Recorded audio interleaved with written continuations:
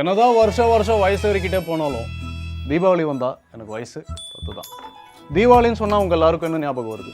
காலையில் பல்லு விளக்காமல் 10 இட்லி சாப்பிடணும், தலைக்கு எண்ணெய் வச்சு குளிக்கணும், புது துணி போடணும், அதை இன்ஸ்டாகிராமில் ஸ்டோரி போடணும், அன்னைக்கு ரிலீஸ் ஆகிற படத்தை எப்படியாவது தேட்டரில் பார்த்துடணும், அதை விட முக்கியமாக அன்னைக்கு ரிலீஸ் ஆகிற LMES வீடியோஸை பார்த்துடணும். இன்னொரு முக்கியமான விஷயத்தை நான் மறந்துட்டேன். இந்த மாதிரி யாராவது ஸ்வீட் சாப்பிட்டா அதை பிடுங்கி சாப்பிடணும், டமால் துணின்னு வெடி வெடிக்கணும். இந்த இடத்துல தான் எனக்கு ஒரு சந்தேகம். வானத்தில் வெடிக்கிற வெடி நல்லா வெடிக்குது, ஆனால் அது ஏன் கலர்ஃபுல்லாகவும் ஒரு டெஃபினட்டான பேட்டர்ன்லையும் வெடிக்குது? இந்த சந்தேகம் உங்களுக்கும் வந்திருக்குல்ல? அப்படி சந்தேகம் வந்தால் அதை எங்கே போய் நம்ம தீர்த்துப்போம்? நமக்கு அபிமானமான ஒரு சேனலில் தானே அதை போய் தீர்த்துப்போம். அந்த அபிமானமான சேனல் தான் உங்கள் LMES.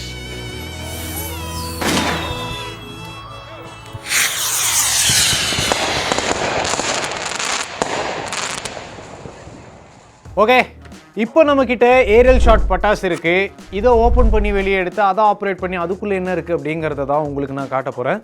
So wait and watch.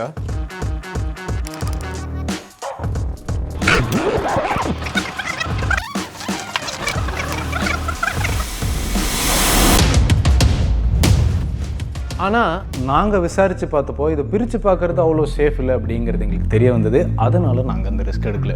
நீங்களும் தேவையில்லாமல் வெடியை பிரித்து பார்க்குறேன்னு சொல்லி ரிஸ்க்கெல்லாம் எடுத்துகிட்டு இருக்காதீங்க. கவலைப்படாதீங்க, இந்த ஃபயர் ஒர்க்குள்ளே என்ன இருக்குது அப்படிங்கிறத நான் உங்களுக்கு சொல்லித்தரேன். இதுக்கு பேர் தான் மோட்டார் டியூப். இதுக்கு கீழே களிமண்ணை வச்சு சீல் பண்ணியிருப்பாங்க. அதுக்கு மேலே கன் பவுடர் இருக்கும். இந்த கன் பவுடர் தான் ஃபயர் ஒர்க்குடைய மெயின் ஃபியூவல். இந்த கன் பவுடரில் பார்த்தீங்கன்னா சல்ஃபர், கார்பன், அப்புறம் பொட்டாசியம் நைட்ரேட், இதுதான் மெயினாக இருக்கும். முதலாக சைனா தான் கன் பவுடரையும் ஃபயர் கிராக்கர்ஸையும் கண்டுபிடிச்சாங்க. அவங்க மூங்கிலுக்குள்ளே கன் பவுடரை கொட்டி அதை சீல் பண்ணி நெருப்புக்குள்ளே தூக்கி போட்டுருவாங்க. உள்ளே இருக்கிற கன் பவுடர் ஹீட் ஆகி எக்ஸ்பேண்ட் ஆகி டமால்னு வெடிக்கும். அந்த சத்தத்தால் கெட்ட சக்தி எதுவும் அவங்கள அண்டாது அப்படின்னு அவங்க பயங்கரமாக நம்பினாங்க. சரி, இந்த கன் பவுடருக்கு மேலே ஒரு தின் ஷீட் ஆஃப் கார்ட்போர்ட் இருக்கும். அதுக்கு மேலே ஏரியல் ஷெல் இருக்கும். இங்கே பிங்க் கலரில் ஒன்று இருக்குது பார்த்தீங்களா? இங்கே தான் நம்ம பற்ற வைப்போம். இதை தான் விஸ்கோ ஃபியூஸ் அப்படின்னு சொல்லுவாங்க. இந்த விஸ்கோ ஃபியூஸ் ஃபுல்லாக எரிஞ்சு கன் பவுடரை இக்னைட் பண்ணி கன் பவுடர் வெடித்து மேலே இருக்கக்கூடிய ஏரியல் ஷெல்லை பயங்கரமாக புஷ் பண்ணும். இந்த ஏரியாவை தான் நம்ம லிஃப்டிங் சார்ஜ் அப்படின்னு சொல்லுவோம். இந்த மோட்டார் டியூப் இருக்கிறதுனால தான் இந்த ஏரியல் ஷெல் பர்ஃபெக்ட் ஆங்கிளில் வானத்துக்கு போகுது. வானத்துக்கு போய் அங்கே பயங்கரமான சத்தத்தில் கலர் பேட்டர்னில் வெடிக்குது. லேட் 13th சென்ச்சுரி அப்போது இட்டாலியன் எக்ஸ்ப்ளோரரான மார்க்கோ போலோ சைனாலேருந்து இட்டாலிக்கு கொண்டு போன கன் பவுடரை வச்சு அங்கே இருக்கக்கூடிய பைரோடெக்னீஷியன்ஸ் ஏரியல் ஷெல்ஸை டெவலப் பண்ணி வானத்தில் போய் வெடிக்கக்கூடிய ஃபயர் ஒர்க்ஸை உருவாக்குனாங்க. இந்த பைரோடெக்னீஷியன்ஸ் யார் அப்படின்னு பார்த்தீங்கன்னா, பெரிய பெரிய ஈவெண்ட்ஸில், கான்சர்ட்ஸ்லாம் மிக பிரம்மாண்டமான வான வேடிக்கையை பார்த்துருப்பீங்க. அதை பர்ஃபெக்டாக டிசைன் பண்ணி வெடிக்க வைக்கிறவங்க தான் இந்த பைரோடெக்னீஷியன்ஸ். இந்த ஷெல்லுக்குள்ளே பார்த்தீங்கன்னா குட்டி குட்டி பால்ஸ் இருக்கும். அதை ஸ்டார்ஸ் அப்படின்னு சொல்லுவாங்க. அது கூடவே கன் பவுடர் இருக்கும். ஷெல்லோட பாட்டமில் பர்ஸ்டிங் சார்ஜ் இருக்கும். அதுக்குள்ளேயும் கன் பவுடர் தான் இருக்கும். கீழே இருக்கிற கன் பவுடர் வெடிக்கும் போது இந்த பர்ஸ்டிங் சார்ஜ் எரிய ஸ்டார்ட் ஆகும். ஒரு ஹைட்டுக்கு போனதுக்கப்புறம் இந்த பர்ஸ்டிங் சார்ஜ் வெடித்து அதை சுற்றி இருக்கக்கூடிய கன் பவுடரை வெடிக்க வைக்கும். அது பயங்கரமாக வெடித்து இந்த சின்ன சின்ன பால்ஸை எல்லா பக்கமும் செதற விடும். இந்த சின்ன சின்ன பால்ஸ் ஹீட் ஆகி கலராக எரியும். ஷெல்லுக்குள்ளே இந்த சின்ன சின்ன பால்ஸ் என்ன மாதிரி அரேஞ்ச் ஆகிருக்கோ அதே பேட்டர்னில் தான் இது எக்ஸ்பேண்ட் ஆகி எரியும். நம்ம வெடிக்கிற பட்டாசுலாம் மோஸ்ட்லி ரவுண்டு பேட்டர்னை தான் ஃபார்ம் பண்ணும். ஆனால் சில பட்டாசுலாம் ஸ்மைலி, ஹார்ட் ஷேப்பெல்லாம் ஃபார்ம் பண்ணும். அப்படி ஃபார்ம் பண்ணுறதுக்கு ஷெல்லுக்குள்ளே அதே பேட்டர்னில் ஸ்டார்ஸை ப்ளேஸ் பண்ணி வச்சுருப்பாங்க.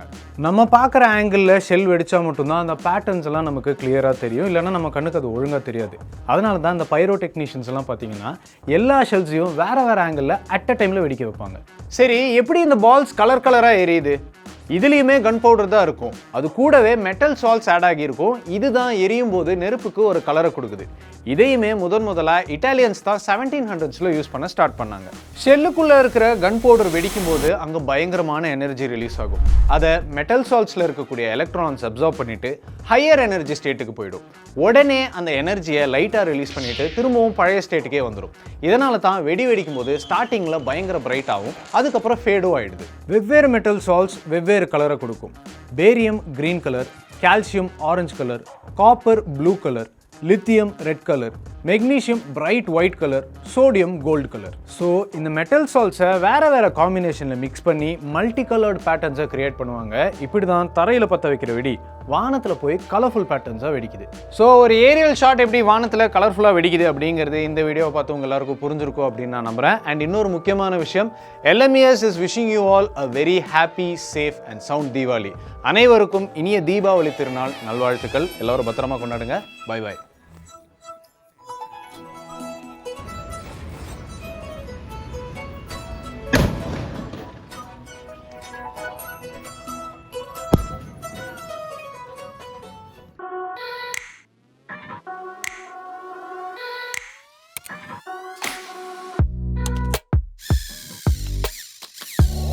இது ஒரு கெஸ்டர் கண்ட்ரோல் ரோபோட். என்னோட ஹேண்ட் கெஸ்டர்ஸ் எல்லாத்தையுமே என் கையில் இருக்க சென்சார் ரீட் பண்ணிட்டு அந்த சிக்னல்ஸ் எல்லாத்தையுமே இந்த கார் ரிசீவ் பண்ணிடும்.